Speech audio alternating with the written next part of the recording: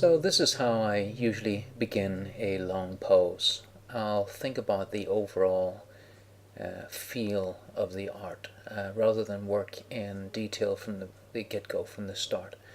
So I'll generally find the big shapes first and then put small shapes inside those shapes. I'm also thinking about the relationships of those shapes and the distance between them and the space between them as well. So you can hear I'm grouping objects as well. I'm thinking about the rib cage and the torso as two separate objects. One is a big long bean, the other one's a more squat bean. You see the head going in there as a elongated ball.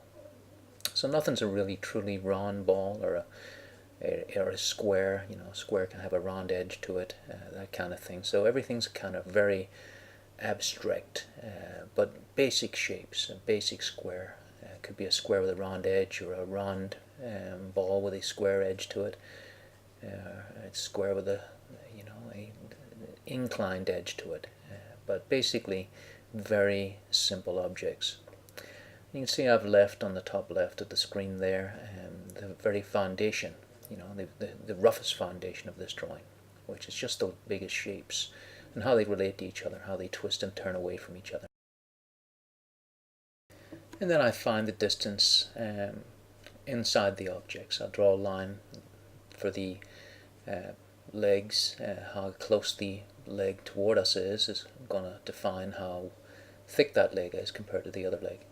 You can see I'm drawing a kind of sweeping plumb line up toward the outside of the hands to see what the distance is. The left space is between the objects, the two hands.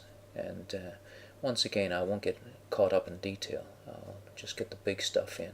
And you can see that I go around the entire drawing rather than stay in one fixed place. If we do that, it tends to stiffen the drawing even more. And when you're drawing structural, it tends to become a stiff idea rather than a fluid idea, which is gesture, which is the spirit of the whole thing, which is what we generally get when we start the drawing off with those big sweeping shapes. And so the argument against learning anatomy is that it's if you learn your anatomy, your drawing gets stiff and you worry too much about the preciseness of things rather than the life of the thing. And I think that argument got muddied along the way, because I actually find that learning anatomy has really loosened my hand up and made me more gestural, because each of those shapes becomes a gestural idea in my mind. Like I'm drawing the breast here, and that quick curve underneath and that long line on top are a constant thing that I see and understand from studying anatomy. And so I can turn those ideas into gestural lines. And we learn as we go along each of those muscles. The names aren't important, but the shapes really do inform my drawing a lot. And I get more and more confident, so that every time I go into a live draw, it's not a one big mystery to be packaged once again from the start. Each time I go into the live draw class, I see these shapes reoccurring, and they change, but they're basically always the same, in the same basic position, in the same place. And but it never becomes dull, because with every torque and turn of the form, we find new ways to draw those lines and to relate those lines to the lines next to them.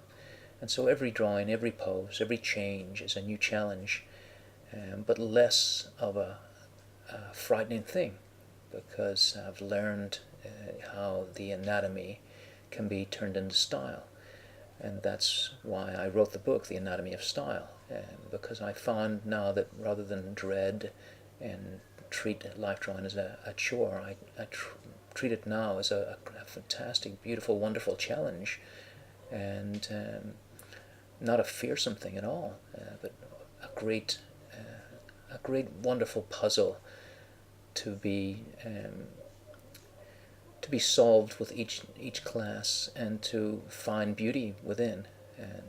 And when I say beauty, I don't necessarily mean curvy lines, which we find in the female form. I'll also find that in the landscape of the male form. And in fact, that's part of my philosophy, is to find the two separate figures, the male and the female, and treat them each as landscapes, with the female figure being a rolling hills, beautiful landscape, and the man being the desert kind of rugged landscape, and I'll draw that way as well.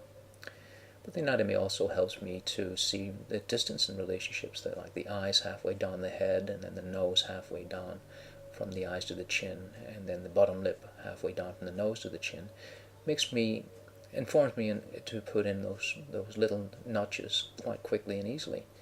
And it's not a trick, it's more of a shorthand for what's to come, because not everyone's exactly those proportions, but the ballpark is generally there. And from that point, putting that simple stuff in, I can start to free my hand up to individualize the face. And you can see it happening there. The model's face is starting to form, and it'll become more complex as I go. But, we have a drawing here that's only 5 minutes old, and it's already got everything we need to make a beautiful object out of this, to get gestural again with it, to bring that initial spark back to it. And we can build that on top of this structure. And, it may have only taken 6-7 minutes, but it's all based upon learning that anatomy to place the style on top of. And it's been a wonderful journey learning this stuff, and it continues to be a journey making this stuff beautiful. And so I highly recommend learning your anatomy and breaking it down into structure, and then placing the style on top. And like I say once again, that's why I wrote the book, The Anatomy of Style. And I hope you enjoy it.